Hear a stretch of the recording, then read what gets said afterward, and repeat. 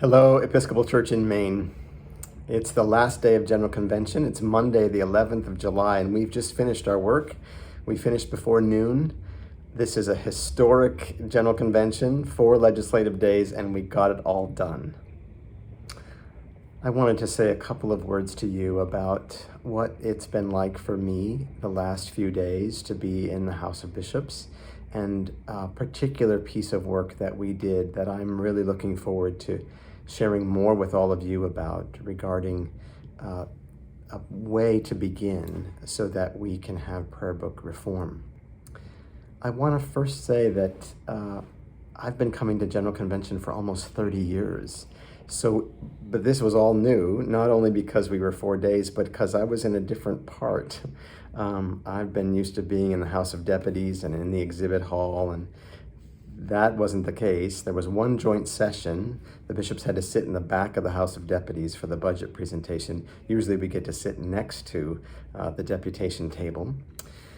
But I want to say something about what it was like to be in the House of Bishops. It's a very different way to do legislative work because we're at tables, and those tables, for some bishops, they've been with those same bishops for 3 years at every House of Bishops meeting, whether that's been on Zoom or whether that's been in person.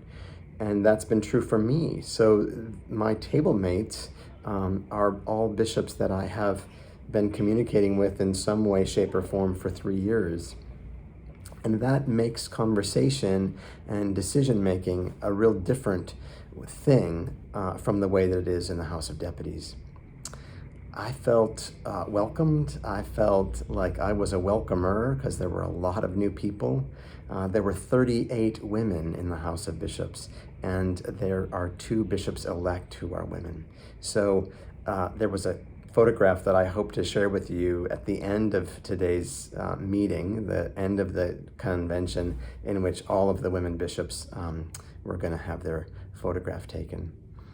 I want to say something about A059, which is the piece of legislation that we passed in both houses that really provides the structural framework so that we can begin to define what it means to have a Book of Common Prayer, understanding that in 2022, books, what happens in a book is now just as much about what happens digitally.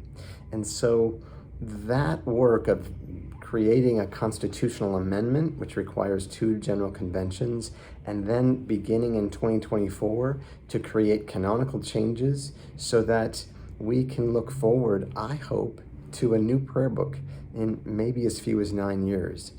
There's a lot more that I want to unpack with all of you theologically about why this careful work is important, why we don't rush into it.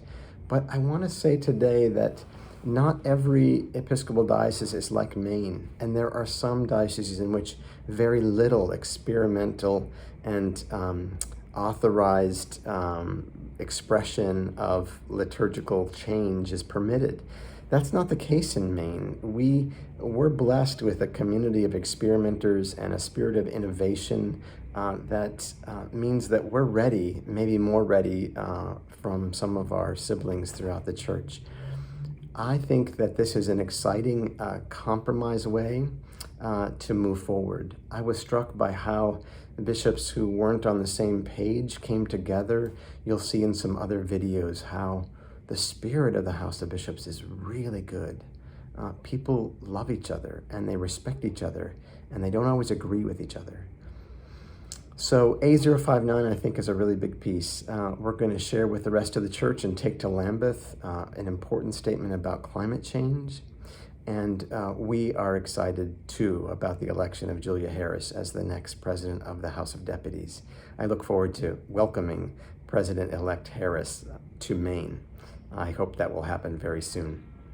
Anyway, I send my love to all of you. The deputation and I are going to have supper tonight, and then we'll be flying our way back to the Jetport tomorrow.